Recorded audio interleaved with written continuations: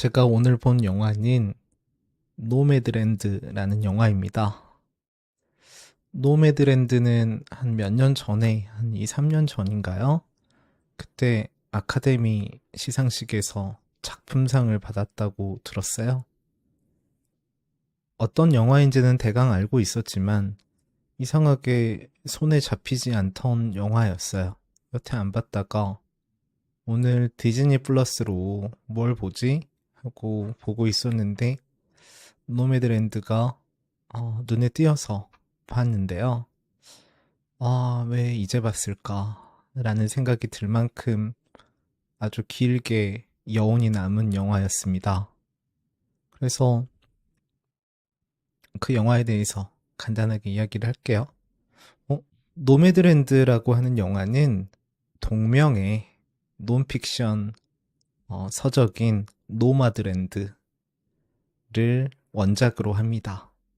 그런데 동명의 논픽션이라고 했잖아요. 그래서 저널리스트, 기자가 노마드, 유랑족이라고 하죠. 미국의 도처에서 살아가고 있는 유랑족의 삶을 추적하고 관찰해가지고 남긴 그 글들을 바탕으로 만든 영화가 노매드랜드예요. 근데 이 노매드라고 하는 사람들을 우리가 유랑족이라고 번역을 하는데 이 사람들은 2008년에 엄청난 금융 위기가 있었거든요. 미국에서. 그 금융 위기 때 직장을 잃고 혹은 삶의 터전을 잃고 그때부터 자가용 한 대와 캠핑카 한 대를 타고 전국을 이동하면서 일자리를 구하고 그 일자리에서 번 돈으로 생활비를 대고 또 다른 지역으로 이동하는 사람들을 노매드라고 부르거든요. 그래서 그들을 소재로 한 영화가 노매드랜드입니다. 그런데 이 영화는 몇 가지 특징이 있어요. 첫 번째로는 이 영화의 주인공인 프랜시스 맥도먼드라고 하는 여배우 있거든요.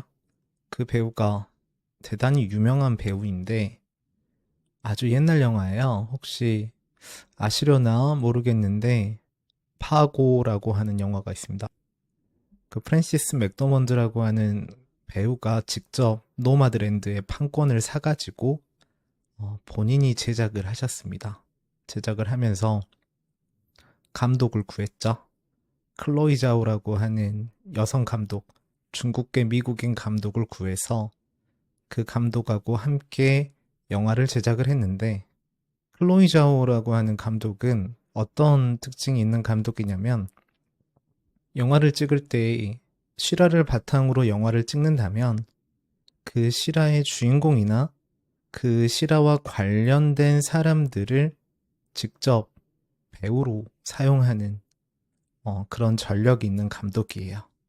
그래야 더 리얼리티를 살린다고 생각할 수도 있는 것 같아요. 그래서 그런 감독과 함께 합작을 해서 만든 노매드랜드에서는 거기에서 수많은 노매드들이 나오는데 이 작품의 주인공인 프랜시스 맥도먼드하고 그 사람의 상대 배우인 데이브하고 이 두 사람을 제외하고는 전부 실제로 노매드들이랍니다. 그래서 이거는 약간 픽션과 논픽션의 경계에 있는 어찌 보면은 약간의 페이크 다큐에 가까운 영화가 됐고요.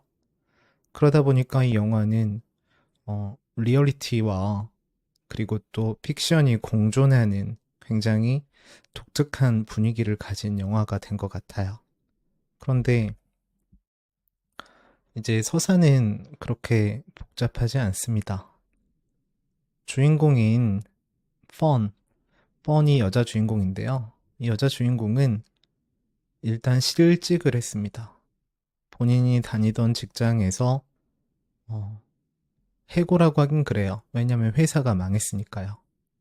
회사가 망해서 실직을 했는데 본인과 같은 회사에 다니던 남편도 오랫동안 암투병을 하다가 죽었어요.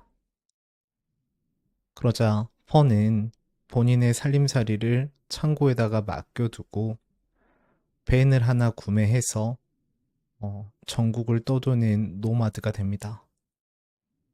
근데 이 폰은 남편을 잃은 상실감이 굉장히 큰 것 같아요. 그래서 그 상실감 속에서 전국을 떠돌게 되는데, 전국을 떠돌면서 여러 노매드들을 만나고 그들의 이야기를 듣습니다. 그들이 본인의 삶에 대해서 이야기하고 본인의 미래에 대해서 이야기를 하죠. 어떤 사람들은, 어떤 노매드는 나는 지금 이곳에서 현재를 즐기고 싶다 라고 말하면서 낙천적인 인생을 살아가는 노매드들도 있는가 하면, 어떤 노매드들은 과거에 본인이 가졌던 상처, 그 상처를 아직 극복하지 못한 채 떠도는 노매드도 있어요. 그리고 스웽키라고 하는 할머니 노매드가 나오는데, 그 스웽키는 시한부 인생을 선고받고 본인이 여행을 하다가 죽고 싶다 라는 생각을 가지고 전국을 떠도는 노매드고요. 이러한 노매드들에게 이 노매드로서의 사는 삶, 그리고 자유를 누리면서 서로가 서로에게 협동해야 한다고 하는 여러 가지 정신적인 지주의 역할을 하는 밥 웰스라고 하는 남자도 나옵니다. 그런데 초반부는 보다 보면 펀이 이런 노매드들의 삶을 어찌 보면 인터뷰어로서 이 사람들이 어떻게 본인이 이렇게 살아가고 있는지, 그리고 어떤 가치관을 가지고 이런 삶을 살고 있는지 들어주는 입장에서 그런 기능적인 역할을 하고 있다가요, 나중에는 그 펀의 개인사로 들어가게 되거든요. 이 영화에서 데이브라고 하는 남자가 펀에게 잘해줘요. 아마도 관심이 있는 것 같죠? 그리고 펀도 데이브에게 나쁜 감정을 갖지 않아요. 괜찮은 감정을 가져요. 그런데 가만 보고 있으면 데이브는 펀이 노매드가 된 이유를 알고 있는 것 같아요. 펀이 과거에서 벗어나지 못하고 있는 것이죠.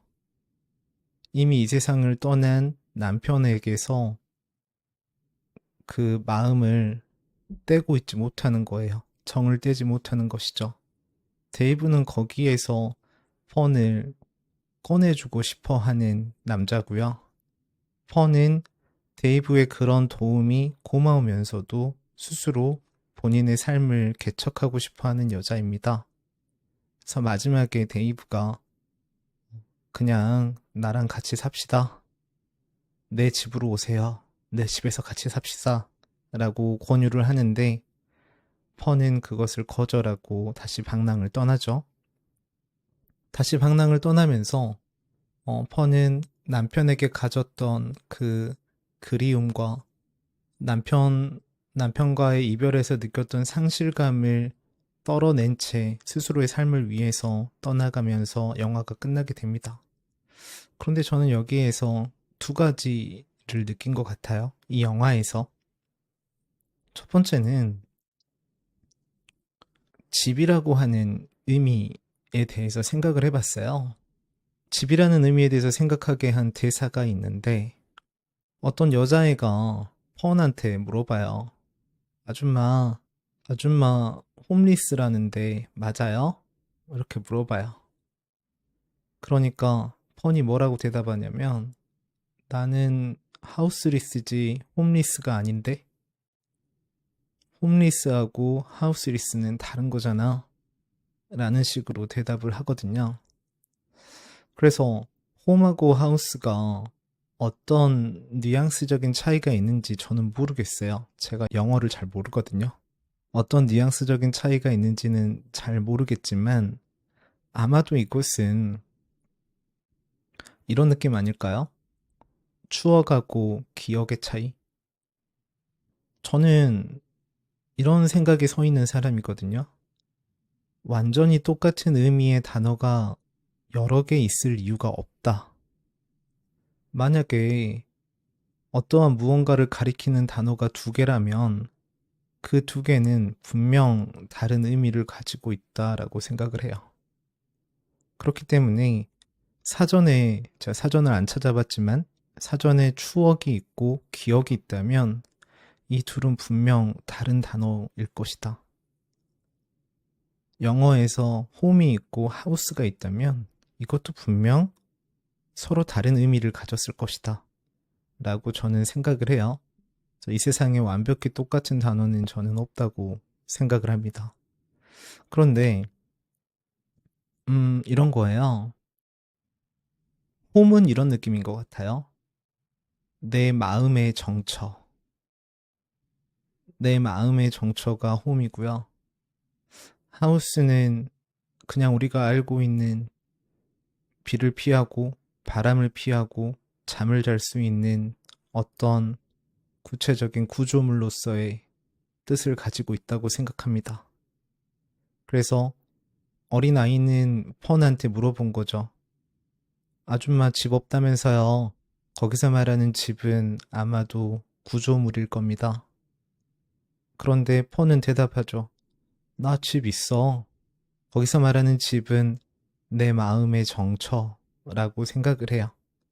그래서 집의 의미에 대해서 조금 생각을 해보게 됐어요. 펀은 영화 중간에 보면은 본인이 타고 다니던 벤이 고장이 나요. 고장이 나서 수리점에서 2천 몇백 달러인데 이거 수리하느니 새로운 벤을 사세요. 라는 조언을 받아요. 그때 또 펀이 말하죠. 저건 차가 아니라 내 홈이라고요. 사람들은 그것의 차이를 모르시겠지만 나는 차이를 알고 있다고요. 저 안에는 내가 지금까지 공들여 꾸민 모든 것들이 담겨 있다고요. 그렇게 대답을 해요. 그래서 집이라고 하는 것은 그런 의미인데, 펀한테. 지금 우리는 집에 어떤 의미를 담고 있는지 모르겠어요. 그리고 또 이것은 영화의 시작이, 노매드라고 하는 사람들이 굉장히 많이 나오게 된 시작이 2008년 금융위기잖아요. 그 2008년 금융위기는 사실은 부동산과도 관련이 있습니다. 무제한으로 대출을 해주고 그래서 집값이 오르게 되고 그 집값이 거품이라는 것이 드러나게 된 뒤에 수많은 중산층들이 거리로 나앉게 되죠. 그게 2008년 미국의 금융위기의 다른 이름이거든요. 그런데 만약에 우리가 집을 마음의 정처라는 생각을 갖고 있다면 지금 우리나라에서 보여지는 것처럼 더 좋은 집, 더 새로운 집이 나올 때마다 이사를 다니고 집을 어떤 경제적인 투자 대상으로 보지는 않지 않을까? 라는 생각이 들더라고요. 물론 저도 어, 그러한 현실 속을 살아가는 사람인데요. 저도 지금 집에 정이 없어요. 저는 전세를 살고 있거든요. 전세 계약이 끝나면 또 다른 집으로 이사를 가니까 집에 어떤 이 집과 관련된 나의 이야기가 별로 없는 거예요. 그렇다 보니까 조금은 마음의 정처가 특별하게 없다는 생각이 듭니다. 그래서 그러한 지금 현대 사회에서 홈, 집의 의미가 이렇게 퇴색돼 버린 것에 대한 일종의 은유라고 저는 읽혔어요. 이것은 예전에 이호철이라고 하는 소설가, 이호철 작가가 큰 산이라는 작품에서도 은유적으로 제시를 했었는데요. 우리나라 사람들에게 정서적인 어떤 큰 산, 이런 게 없어서 우리나라 사람들이 지금 현재 이런 병리적인 현상을 겪는 것이 아닌가? 라고 문제를 제기한 소설이 이호철의 큰 산입니다. 마찬가지로 요즘엔 우리가 마음의 정초라고 할 수 있는 우리의 추억이 담겨 있는 어떤 홈의 의미가 굉장히 퇴색되어 버려서 그래서 집 때문에 경제가 망하게 되는 그런 현상이 벌어진 거 아닌가? 라는 생각을 하게 됐고요. 두 번째는 상실을 어떻게 수용하느냐. 그것에 대한 이야기를 하고 있다고 생각을 했어요. 우리는 살아가면서 분명히 무언가를 상실하게 되잖아요. 뭐 추상적인 것으로 따지면은 젊음, 건강, 희망, 미래 이런 것들을 상실하기도 하고 또 물리적인 시간의 흐름에 따르면 우리는 가까운 사람들을 잃게 되겠죠. 그런데 이 가까운 사람들을 잃게 되는 것이 기정사실이라고 하여도 마찬가지로 내가 시간의 흐름에 따라서 늙고 병들고 죽게 되는 것이 어쩔 수 없는 물리적인 현상이라고 하여도 그것을 받아들이는 것은 또 다른 문제이거든요. 그런데 이 노매드랜드에서는 다양한 상실을 가지고 있는 사람들의 군상들이 나옵니다. 그래서 이 사람들이 이러한 상실을 어떻게 극복해 나가느냐. 이 작품에서 펀은 남편을 잃은 상실감을 쉽게 떨쳐내지 못해요. 하지만 남편을 본인이 남편과의 이별을 수용하고 그 사람을 본인의 마음에서 보내줌으로써 일종의 해방감을 느끼는 모습이 마지막 씬에서 드러납니다. 그래서 그런 모습을 보면서 우리가 어떻게 하면 현명하게 맞닥뜨릴 수밖에 없는 상실감을 극복할 수 있을 것인가에 대해서 고민하게 되는 영화라고 생각을 해요. 이별이라는 것은 되게 서툴잖아요. 저도 누군가와 마음을 주고받은 사람과 혹은 내가 관심을 줬던 사람과 인연이 끊기는 것에 대해서 아직은 서툰 편입니다. 그래서 그런 예기치 않은 상실 속을 어떻게 극복해 나갈지 결국은 우리가 선택해야 될 문제다.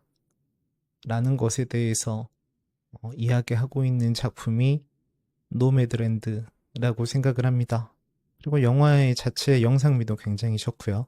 저도 나중에 그런데 한번 가보고 싶긴 한데 어쨌든 영화에 대해서는 이 정도만 하고요. 그래서 노매드랜드를 보니까 좀 우스운 이야기인데 또 여행에 대해서도 생각을 해봤습니다. 여행. 음, 사람들이 여행을 가는 이유는 여러 가지가 있겠죠.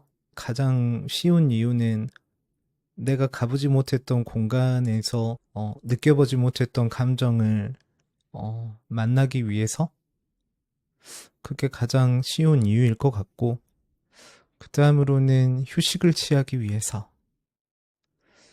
뭐 이 정도 이유가 있는 것 같아요. 저 같은 경우는 그래서 생각을 해봤어요. 나는 왜 돌아다닐까? 나는 왜 주말마다 자동차 시동을 걸고 아무데나 정처 없이 다니고 있을까? 라고 생각을 해보니까 약간 저는 이방인의 느낌을 갖고 싶었던 것 같아요. 그냥 모르는데 혼자 가가지고 어, 거기에 원래 살고 있는 생활인들과는 다른 잠깐 왔다 가는 관광객 그리고 뭐 우리말로 하면 나그네의 입장에서 철저하게 제3자의 입장에서 어, 1박 혹은 2박을 하면은 조금 마음이 조금 편해진다고 할까요? 그런 마음이 들어서 저는 해외여행을 갈 때도 사람들이 나를 전혀 모른다는 사실에 되게 만족감을 느끼는 것 같아요. 그래서 저는 해외여행을 갈 때도 거의 혼자 가는 편입니다. 그리고 캠핑을 갈 때도 저는 캠핑도 혼자 가거든요. 그럼 넌 도대체 둘 이상의 사람과 하는 게 뭐냐? 라고 묻고 싶으실 수도 있는데 별로 없습니다. 별로 없고 저는 캠핑을 가면 항상 루틴이 정해져 있어요. 캠핑을 가면 일단 텐트를 치고요. 텐트를 치고 나서 달리기를 합니다. 달리기를 하고 샤워를 한 다음에 릴렉스 체어에 앉아서 자연광, 이제 햇빛이죠. 해가 저물 때까지 좀 재밌는 책을 읽어요. 막 재미없거나 좀 진지한 책 말고 그냥 아무 생각 없이 즐겁게 읽을 수 있는 책? 보통 저는 미국의 대중소설을 가져가곤 해요. 미국의 장편소설 좀 흥미 위주의 책들? 그런 것들을 가져가서 해가 질 때까지 읽다가 해가 지면 책을 그만 읽고 이제 세팅을 합니다.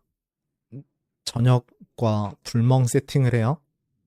근데 제가 저녁을 잘 안 해 먹어요. 좀 번거롭기도 하고, 그래서 캠핑 가면은 저녁을 사가요. 저녁을 사가서 취사를 안 한다는 뜻이죠.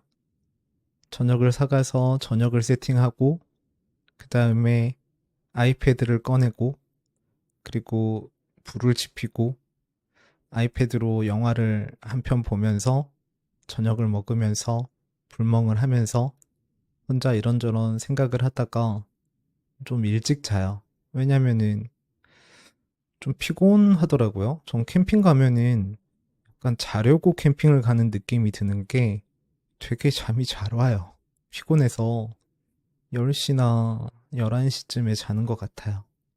그리고 그 다음날 아침에 빨리 텐트를 걷고 집에 오는데 그런 식으로 캠핑을 가는데 그래서 캠핑을 가는 이유는 별거 없고요. 그냥 시간이 가는 것을 나 혼자 시계를 안 보고도 이렇게 서서히 느낄 수 있는 그 느낌이 좋은 것 같아요. 아까 자연광이라는 이야기를 했잖아요.